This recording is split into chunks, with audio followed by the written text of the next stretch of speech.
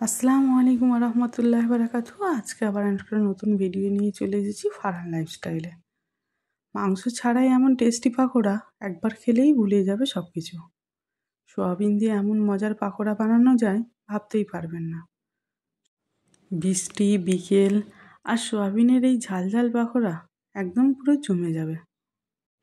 মুচমুচে সোয়াবিন পাকোড়া স্বাদে একদম স্ট্রিট ফুডের চেয়েও বেশি। সোয়াবিনের এমন রূপ আগে দেখিনি। 10 মিনিটেই রেডি এই সোয়াবিনের পাকোড়াটা। তো কী কী উপকরণ ব্যবহার করেছি সেটাই এখন তোমাদের সাথে আমি শেয়ার করছি। প্রথমে একটু গরম পানিতে সোয়াবিনটা কিছুক্ষণের জন্য ভিজিয়ে রেখেছিলাম। তারপরে দেখো মোটামুটি একটু নরম হয়ে যেতেই আমি ছেঁকে নিচ্ছি। ছেঁকে নেওয়ার পর দেখলাম যে না, কিছুটা জল মনে হয় এখনও আছে। তাই জন্য আবার ফের আমি হাত দিয়ে চেপে চেপে পুরো সোয়াবিন থেকে পানিটাকে আলাদা করে দিলাম। একটু সময় লাগছিল, কিন্তু জিনিসটা পুরো পারফেক্ট হয়। তো দেখো আমি এইভাবেই সব কটা থেকে জল বার করে নিচে চেপে চেপে। একটা নোংরাম সাদা সাদা জল বেরোচ্ছিল। ছাঁকনি দিয়ে ছেঁকতেই মনটা কেমন করছিল যে না, মনে হয় এর মধ্যে আরও জল আছে। তারপরে একটা থালার মধ্যে কিছুটা আলু আমি সিদ্ধ করে আগে থেকেই রেখেছিলাম। আলুগুলো ভালো করে এবারে সিদ্ধ হয়ে গেছে, ঠান্ডাও হয়ে গেছে। সেই জন্য এবারে এর মধ্যে দিয়ে দেবো একের পর এক মশলা। প্রথমে দিয়ে দিয়েছিলাম পেঁয়াজ কুচি, লঙ্কা কুচি, নুন, একটু গোলমরিচের গুঁড়ো, দিয়ে দেবো একটু সামান্য চিলি ফ্লেক্স, আর দিয়ে দেবো একটু চাট মশলা।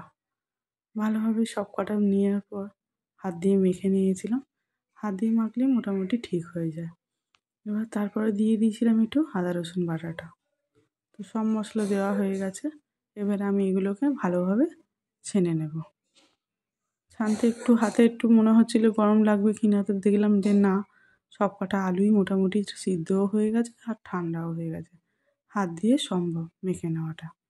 তো দেখো আমার পুরোপুরি মাখাও কমপ্লিট হয়ে এসছে। বেশিক্ষণ লাগে না মাখতে।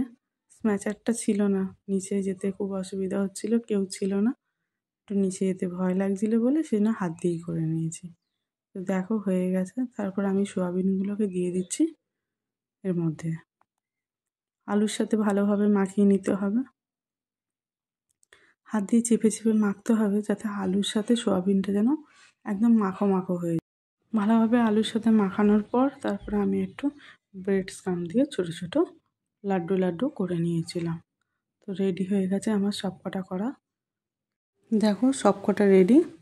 তারপরে আমি ইন্ডাকশানটাকে অন করে ফ্রাই প্যানটা বসিয়ে দিয়েছিলাম। এর মধ্যে এবারে দিয়ে দেবো একটু রিফাইন অয়েল।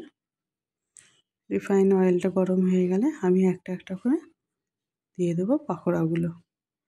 হালকা আঁচে ভাজতে হবে যাতে কোনো রকমভাবে যেন পুড়ে না যায় আর ভিতরটা যাতে কাঁচা না থাকে। সেই জন্য একটু সময় ধরে করছিলাম সব কটাই। মোটামুটি আমার সব কটা হয়ে গেছিলো। তো এই ছিল ফুল রেসিপিটা। রেসিপিটি ভালো লাগলে লাইক দিন, শেয়ার করুন। আমাদের এই চ্যানেলটি সাবস্ক্রাইব করতে ভুলবেন না। এই ভিডিওতে দেখানো হয়েছে ধাপে ধাপে কিভাবে ঘরে খুব সহজে রান্না করতে পারেন এরকম পারফেক্ট একটা সয়াবিনের পাকোড়া। কমেন্টে জানাবেন আমাদের এই রেসিপিটা কেমন লাগলো। আরও বাংলা রেসিপির জন্য সাবস্ক্রাইব করুন এই চ্যানেলটি। দেখা হবে নতুন একটা এপিসোডে। ততক্ষণ ভালো থাকুন, সুস্থ থাকুন। টাটা বন্ধু।